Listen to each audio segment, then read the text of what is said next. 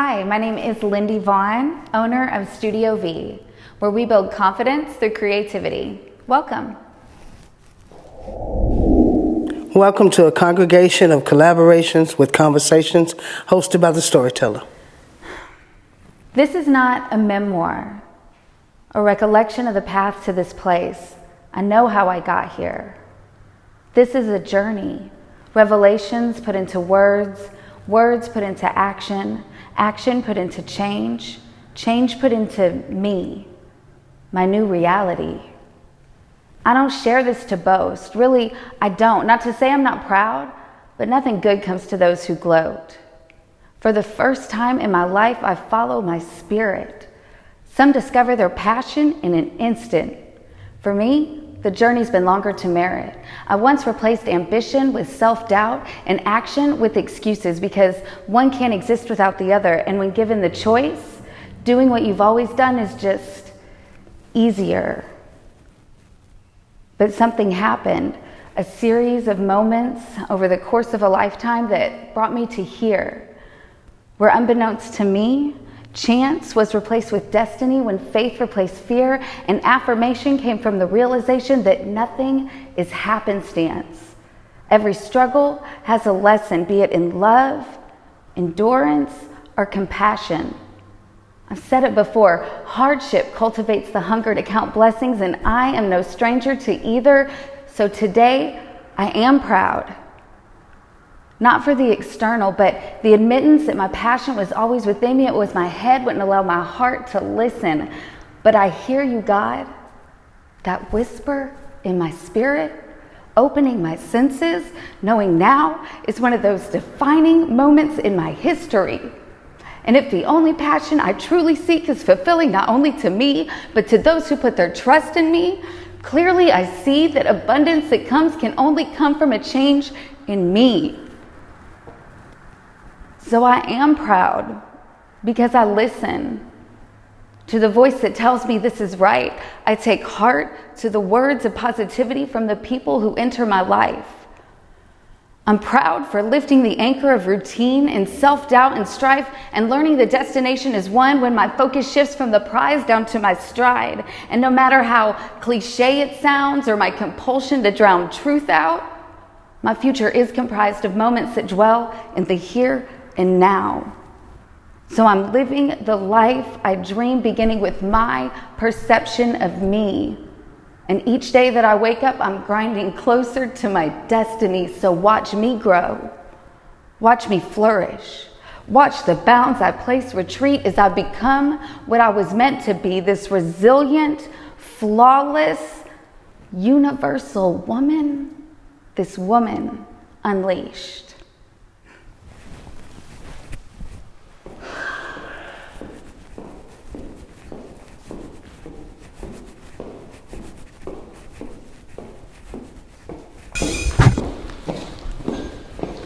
Come on in, Lindy. Hi. It's good to see you. You too. How Have are a seat, you? sister. Have a seat. Welcome to Storytelling and Conversation Between Intellectuals. This is presented by Active. We are in Studio V with the one and only, none other, Miss Lindy Vaughan. Lindy, thank you for joining this platform. Hi. We're going to have a good female conversation tonight. Yes. We're going to start off, Lindy. I'm going to let you tell the viewers a little bit about yourself, and then we'll dive right into it. We're going to talk tonight about women's liberation, and after that powerful piece that you just delivered, I cannot wait. So go ahead and feel free to tell us a little bit about yourself. Well, my name is Lindy Vaughan. I'm 40 years old. I'm a mother of three, single mom. I am a photographer in East Texas, and my main goal is to help build confidence in women in our community. So, yeah. It's so much pressure to tell me about yourself. It's pressure. Yeah. Well, you natural. So, it's just going to come off naturally. I heard you say in your piece what I thought was profound. So many parts were. But I like when you said a lawless woman. What does that mean when you say lawless? A lawless woman. Well, I would say a lawless woman would be someone without abandon, that's fearless in following their destiny and what's set out for them. Yeah. I like that word, Lois. I'm going to use it more often. When we talk about women's liberation, a lot of times women or people that aren't women, they perceive that we're talking about this great big movement or this great big rally that's happening across America that has popped up a couple of times in American history. For me, women's liberation does not necessarily start with a public movement, but an internal movement. What does women's liberation mean to you? I mean, exactly what you said. For me, it's freedom from thoughts and that society instilled in me that kept me from being independent, really, and from following my destiny. Yeah, I mean, that's really freedom from your thoughts. Yeah. What is like, can you remember when you were on your womanhood path, that was one of the most liberating things you've done to kind of get out of what the stigmata is of what a woman should be or shouldn't be? Honestly, for me, it was more of a kind of an aha moment where, like with my profession, what I do, I shoot boudoir and people are in there. You know, it's a very intimate thing, and realizing that I have power within me to influence people in a positive direction. It made me accountable to heal myself, because other people are counting on me to fulfill that purpose. And in order to do that, I've got to be free from any thoughts or any self-doubt or any fear that keeps me from being able to pursue that. So, what made you choose boudoir? Honestly, the way people light up. Yeah. Mm-hmm. The empowerment that it gives women. Yeah. Exactly. Because when I saw the pictures on your page of the boudoir, I was like, yes, Lindy, I fucking love it. I love it because our women are not allowed to have room to be sexual and still be classy. It's like either there's an extreme to it or it's a minimalism to it. So for me, boudoir, what I like about it, it's like the perfect balance. Yeah. Not too much, but enough to say, hey, I'm a woman, this is all aspects of me, sensual, etc., and still be able to have the class in it. So I like the boudoir. I said I was going to come. It takes a lot of convincing of my male part, but I do definitely want to come to the boudoir and get me some photos done for myself. You would not be disappointed. I know, I've seen him, and he wouldn't either. Tell him again, Lindsay. One of the things about women, before we would get to liberation, that is a concern for me, is what we need to do as a sisterhood for women altogether. I've found that women find themselves not at the confidence level that they should be because another woman has knocked them down or another woman said something that wasn't quite so nice. So I think we need to work on unifying the sisterhood where we see each other as people and not competition. What do you think is something that we could use to help build that rapport between each other?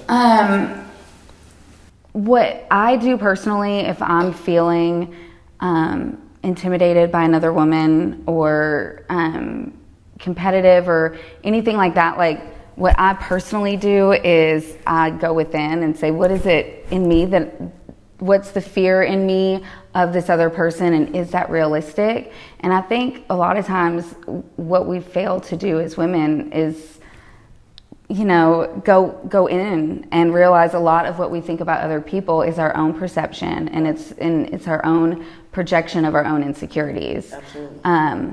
And so, like, if someone's mean to me, I have to recognize what they're needing, mm-hmm. as opposed to defending myself or trying to be just as mean back. I have to, I think a lot of us are just really hurt, so we have to recognize in each other what we need, yeah. and try to be that instead of just, yeah. attacking all the time. All the time. Yeah. Do you have a sister circle that you kind of lean on? Yes, yeah. Yeah? Yeah. Does that help with your liberation? Over this last year, yes. Okay. Tell me a little bit about it. Like, how does that help you in your liberation state of being? What's been really nice about the group of women is we're all accountable to each other a little bit as far as lifting each other up. And it's really important when you're trying to find your people, that it is people that have those natural abilities, that aren't pulling from you. Yeah. And I think that's what's great about finding the right people is it's an even exchange of energy and love and all of that. Yeah. What's your take on the women's liberation movement that is happening across the country right now? I mean, I think anytime that anyone can make a choice for themselves and be confident in it, it's a move in the right direction, yeah. I mean, I think we're powerful, so we need to recognize that within ourselves, and I think that's what's happening, Do you see any downfalls in the liberation movement so far that may be on the rise? No. What do you think about are you a believer of that a woman should be in any and every space, at any and every job, that she can do any and everything, or do you think a woman has a certain aspect that she should kind of remain in? I think it's not about your gender, it's about who you are. Mm-hmm. So I don't think that there's anything that a woman couldn't do. If it's in them to do it, you know what I mean? Like, yeah. So you think she fits anywhere that she decides to go? Yeah. Yeah. What makes a woman? How do you because anybody can be a female, and lots of us are born with vaginas and etc. What makes a woman, in your opinion? That's so hard because there's so many different facets. I think the biggest, what makes a woman? My mind immediately goes to our ability to nurture and our strength. That's where mine went to. And yeah, I mean, our ability to overcome. I just feel like, I don't know, I feel like we're the stronger sex. Sorry. Yeah, don't be sorry. I do. Not sorry. I do. I feel like we're the stronger sex. Like, women are just resilient in so many ways. And we can't do anything a man can do. Right. So. Do you think, I totally agree with you. My head went right to the nurture and the nature of it. That's how you know it's a woman. And in that, I've been watching the liberation movement, and it popped up a couple of times throughout American history. In that movement, when we're learning that women can be anything, we can go anywhere and we fit any place, what I have tended to notice is that some of the feminism of us goes out of the window because we feel like, we can do anything, we can go anywhere, and then we forget how to be a woman to a man, or we forget how to be a woman to just be soft and whatever to even our children or even our neighbors. I think one of the side effects of the movement is that we are learning that we can do it all, and then that a piece of us may be forgetting that we're not necessarily supposed to, because we are the queens of the universe. We are supposed to sit on the thrones and maybe give out orders and have subjects, etc. And so I think that's some of that we're losing, and the men aren't feeling so comfortable with us anymore because we're exuding more I'm in charge than feminism. What do you think? I think it comes down to the individual.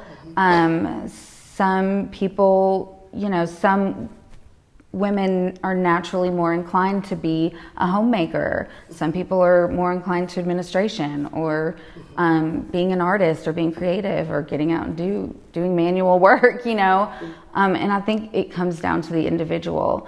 I think what people forget about is it costs a lot more to live nowadays. So and I think a lot of times the people who are like oh, women aren't supposed to do this, they're supposed to be in the home, they're supposed to be submissive and all this stuff, are forgetting that now we're in a society that doesn't really allow that. Like, we kind of have to get out and bust our tail and do something for our family, so we may as well do something we're good at, that we love, that we feel good about, that's helping people around us. If somebody wants to dress less feminine, that's about you and what you like.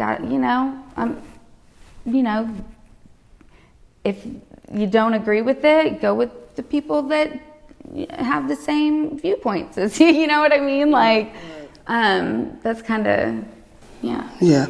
Do you think femininity is an energy or a look? Oh, it's an energy, for sure.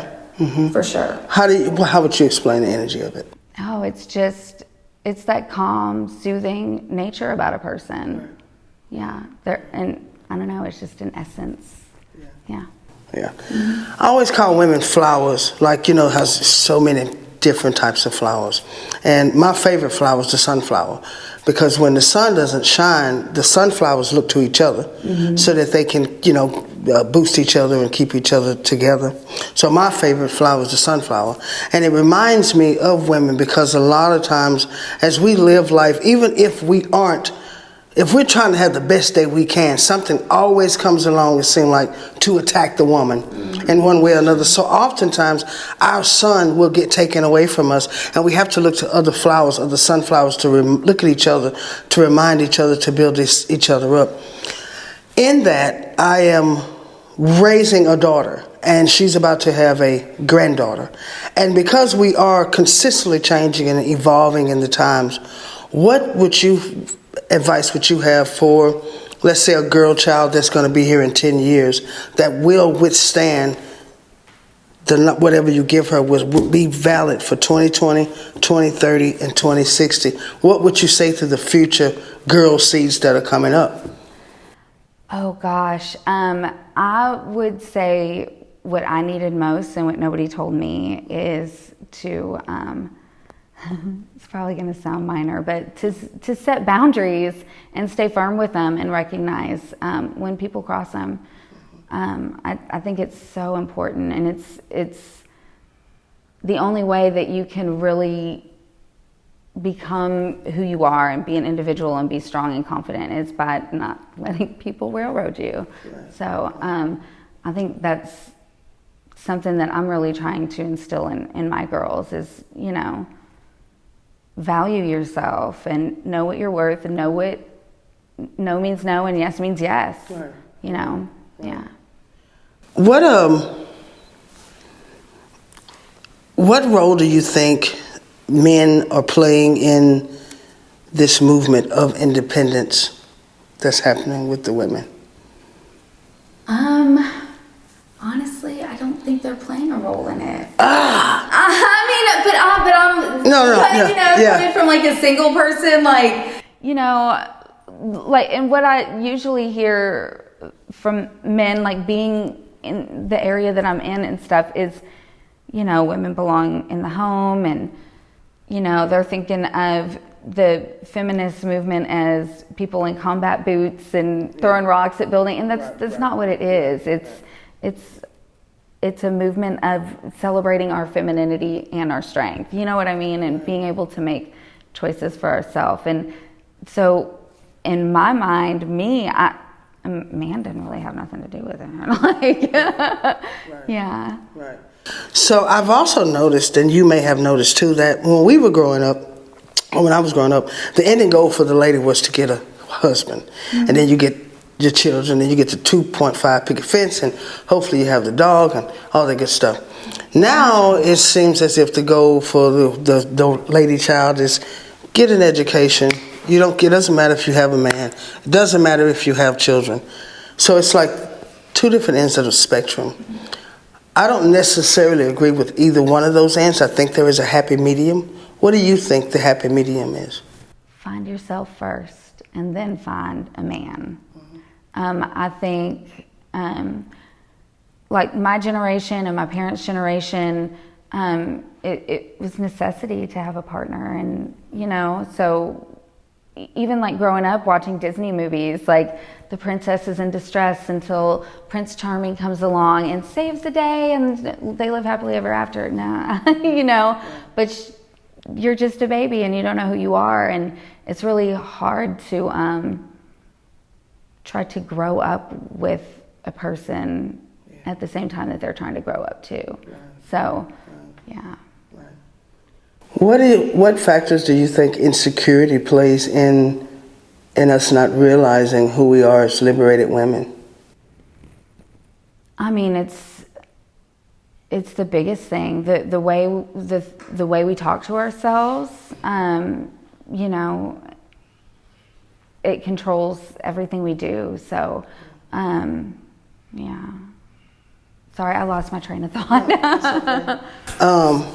I was just thinking about the insecurities because it takes a pretty, I mean, you can read as many self-help books as you want. You can watch as many tutorials that you need to on YouTube. It takes a lot of internal work to become solid with the woman that you were born to be, the girl you grew up in and trying to grow out of. The teenage girl is so many phases to becoming a woman, and then after you get to the womanhood, you think, okay, I got it. Then you go into the older womanhood, which is a whole new genre from what the older queens tell me. And so for me, what is it? I mean, like the girth of it, because we can say, oh, believe it, but what is the root of to know, hey, you're a woman, you're okay, you're gonna survive, and you are great. What was that root for you before we even learned about these words of insecurities, even watched this on TV, or even saw a movement?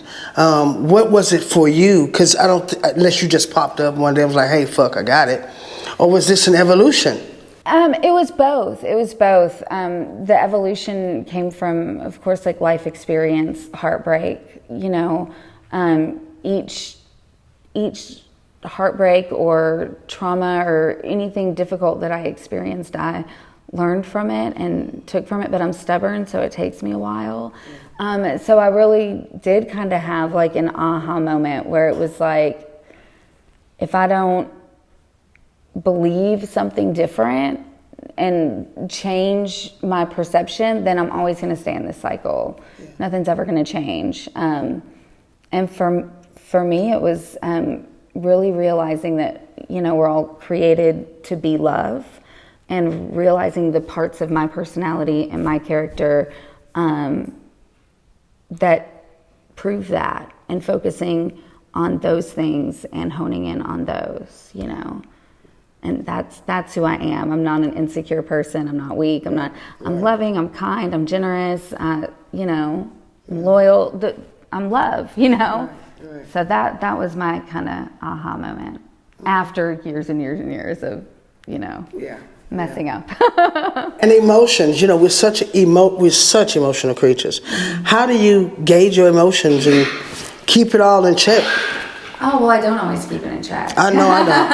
I don't. I just, I let it come, and then I let it go. I don't stay there, you know. But you do allow yourself to feel it. I do allow myself to feel it, and what I have done over the course of like, the last couple of years, if I'm having a low or feeling down or anything, I'll kind of gravitate on one word that's really resonating, and that's what I'll focus on working on, you know, so that the next time this situation approaches that makes me feel that way, I've already worked on that, you know, be it, you know, ego or trust issues or anger, whatever, you know, yeah.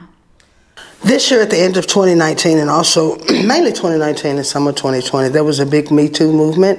As we know that it's a spotlight now on the treatment of women, not just in the workplace, but just in general and all around.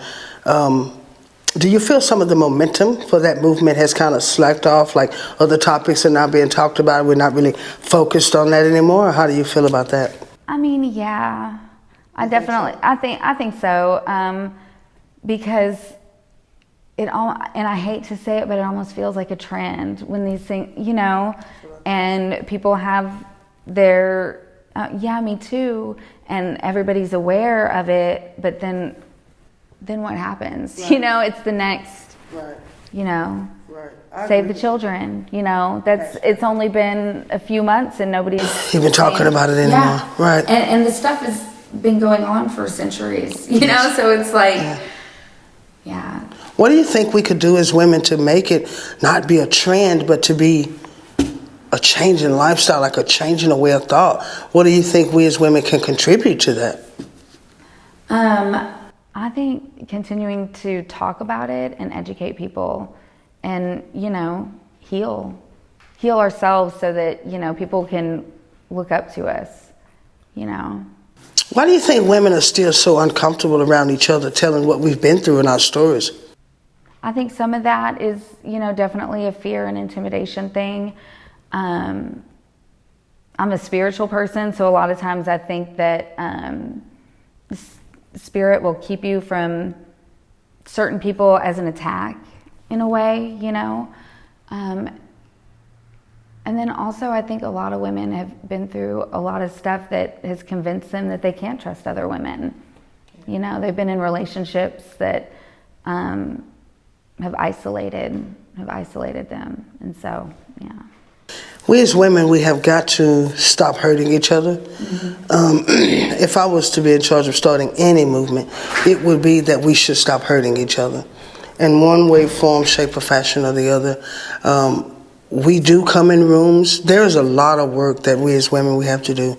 You know, I've been in rooms where it can be an entire conference of all empowered women, and you can actually heal the hatred coming out of each other's heart.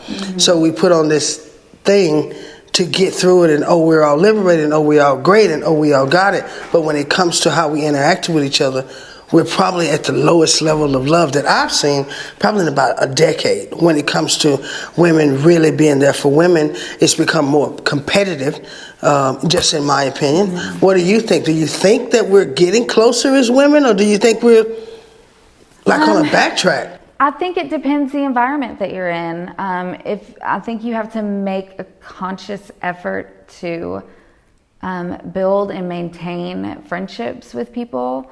And nowadays, I mean, let's just face it, people don't have time. And you have so many distractions. It's easier to be Facebook friends with somebody than to actually meet them and have a heart-to-heart.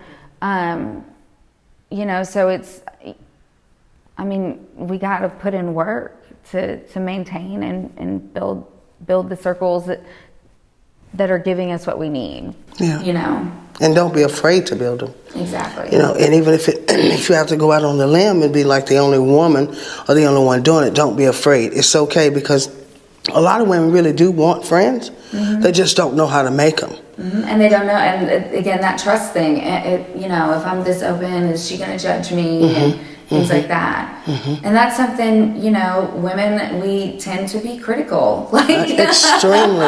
And so, you know, that's something that, you know, that you kind of have to go within and check yourself. Like, why am I so critical? And, you know, because that's something that really bothers me. Like when my friends are critical of me, you know, I'll stay in my head over stuff for too long. And I had to, you know, heal myself from those thoughts and behaviors. Yeah.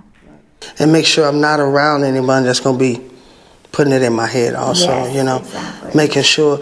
And, you know, I know it's different levels and calibers and et cetera to women, but try to stay pretty much within your range of where you are and your growth perspective so that you won't be pulled out, because one wrong thing, and that sister may not even really be meaning it in that light, but once she says it to a weaker vessel, then all that growth that vessel's been trying to just like, it all goes out the window. And you know, and so we have to be careful with how we treat each other. And one of the things I always tell the members of my sisterhood, if we treated each other the way we treat these men, we would be a whole bunch better. Oh my God. But we give them the best treatment and give each other the worst of treatment. We forgive them like that, and we're reluctant and so hesitant to forgive each other. We compliment them and feed and pour into them all the time, and we have nothing for each other. We start our whole day basing it around them and how they're going to feel and what they're going to do, and make sure that everything that they got and what they need is done, and then we don't have 1 minute that we give to the sisterhood. So I think one of the things that would balance some of this out amongst the women and the liberation is if we dedicated just as much time and space to ourselves as we do the man. Does the man need that much time and space? Absolutely. I'm not a type of woman that thinks the man has no place. He has a place, and I believe his place is right beside us. I do. I just think we need to pour into each other a little bit more, because you can have a man and a woman, then you're going to have another man and another woman to make a village, and then this is where everything has to be balanced at. So we live our lives in a singular setting mentally when we should be living our lives in a consecutive setting mentally. Mm-hmm. So if we start being, just do for the woman like you would do for the man, and I think that will make a phenomenal change. Oh, yeah. Yeah. And it comes back down to that, the personal accountability, to take the time to do it and to, just build relationships. Yeah. Yeah, you have to make a conscious effort. And I'm really into law of attraction. And so, whatever I'm putting out, I'm going to get back. If I'm feeling like lonely or sad or anything like that, I'll message one of my friends and say something uplifting to them, and it won't be 5 minutes later somebody random. I'll get, something that uplifts me and makes me feel good. I mean, it always proves itself. And so I think keeping that that in my mindset too, like, with everything I say and everything I think, what do I want to get back, from out here? And that's what I try to give. So. What advice would you give a woman who is on her pursuit of liberation, who is starting out on a new voyage with a new idea? Like, for instance, when you were doing boudoir, a lot of people are like, ooh, it is not, you have to have a pretty open mind to be able to even understand the concept of boudoir, but you did it. What advice would you give to those that are on that path to liberation and are going to be doing something that could seem a little bit controversial, but it's where their feminine heart has led them? I would say first to recognize the moments that are confirmation that you're on the right path. Like, recognize it, hold on to it, write it down, post it on the wall, and just keep pushing for it, yeah. For me, I mean, everything that's come to fruition is something that I have written down and put my focus on and work towards, and so I would say that's a good place to start, at least. Did you get a lot of negative feedback when you started your boudoir? Not really, no. Good. Yeah. No, and I thought I would, but good. No. You should do some burlesque classes too, girl. You should do some burlesque classes. That'd be nice. I love burlesque. I do too. I love burlesque. It's good. Closed-minded. Have been a woman and you have a closed mind. Do you have any tips for opening the closed mind of a woman? I mean, again, writing things out. For me, like the poetry, that's really when things just started to shift and change. I was writing letters to myself, in a language that my spirit understood. And I think anybody who's trying to get to a place of healing and growth and liberation, freedom, you can journal, write it out every day. Mm-hmm. And me, I'll be thinking, when you're dealing with a closed mind, just do something different, something you never did before. That's true too. Like if you're like, I don't want to have nothing to do with that because you're closed mind, then do something you ain't never did before. Yeah. That way, because most of the time when you don't want to do something, it's because you're scared or it's something in your cellular structure that's like keeping you from experiencing. So even if you can't do that right now, then maybe go try calamari, because that could be way more scarier than whatever it is that you're thinking about, So try that and then work your way into it, New experiences tends to open compartments in the mind that you haven't been before. And if you get those open, it's a breeze inside of those compartments that gives you an internal breath of fresh air to get the courage to go to the next step. You know, so try different things, do new things. A lot of times we use the word freedom, and we think freedom is just like not having chains and bonds and stuff on them. What is freedom for you in the sense of a woman? What is freedom in being a woman? Oh, I think it's knowing your purpose. I think it's being confident in, you know, all, like, in the best parts of you and the not so great parts. You know, I really think that's where freedom is knowing yourself and being proud of it. And let nobody be your master on it. You're your own master of your own self. Yeah. Of your own self. I got one more question for you, Vaughan. Okay. This is a hard one. So, yeah, it is. I don't even know how I would answer it. What should a woman be liberated from? We do this whole liberation movement. We have a thought of liberation. We have a state of existence of liberation. What are we liberating from? What should a woman be liberated from? I think that society has trained us to seek out our flaws. Watching TV, everything that we do, we're trained to be like, this is what's wrong, because then society has a way to fix it, marketing and things like that. So I feel like recognizing that is yeah. Cool. I lost my train of thought again. Like, You always say it, but you be right on it, right on it, right on it, right on it. Good answer. Well, that's our conversation with Lindy Vaughan, excuse me. We're here at Studio V. That was about women's liberation. To any woman watching, to any young girl watching, don't be afraid of your inner rock star. Every girl has an inner rock star.